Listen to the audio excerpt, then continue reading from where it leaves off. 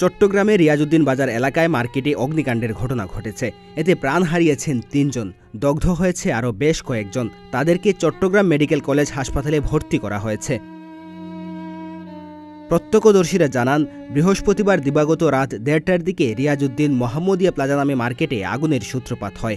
মুহূর্তের মধ্যেই আগুন ছড়িয়ে পড়ে চারদিকে। এরপরই খবর পেয়ে ঘটনাস্থলে আসে ফায়ার সার্ভিস। শুক্রবার ভোর ৫:৩০টার দিকে আগুন নিয়ন্ত্রণে আসে। ফায়ার সার্ভিসের সদস্যরা জানান, আগুন লাগার খবর পেয়ে প্রথমে আগ্রাবাদ, নন্দনকানন ও চন্দনপুরা স্টেশনে ৬টি ইউনিট ঘটনাস্থলে পৌঁছে। পরে রাত ৩:৩০টার পর আরও ২টি ইউনিট যুক্ত হয়। প্রায় ৪ ঘণ্টার চেষ্টায় আগুন নিয়ন্ত্রণে আসে। তারা আরও জানান, যে এলাকায় আগুন লাগার ঘটনা ঘটেছে সেখানে একটির সঙ্গে আরেকটি লাগানো অবস্থায় একাধিক বহুতল মার্কেট রয়েছে। এ কারণে আগুন নিয়ন্ত্রণে আনতে বেশ বেগ পেতে হয়েছে।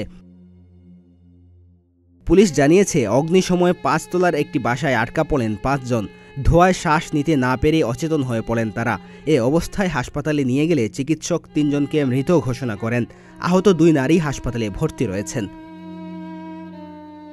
এর আগেও গত ৮ ফেব্রুয়ারি রিয়াজউদ্দিন বাজার এলাকায় একটি বহুতল মার্কেটে আগুন লাগার ঘটনা ঘটে, তবে সেই অগ্নিকাণ্ডে কোনো হতাহতের খবর পাওয়া যায়নি।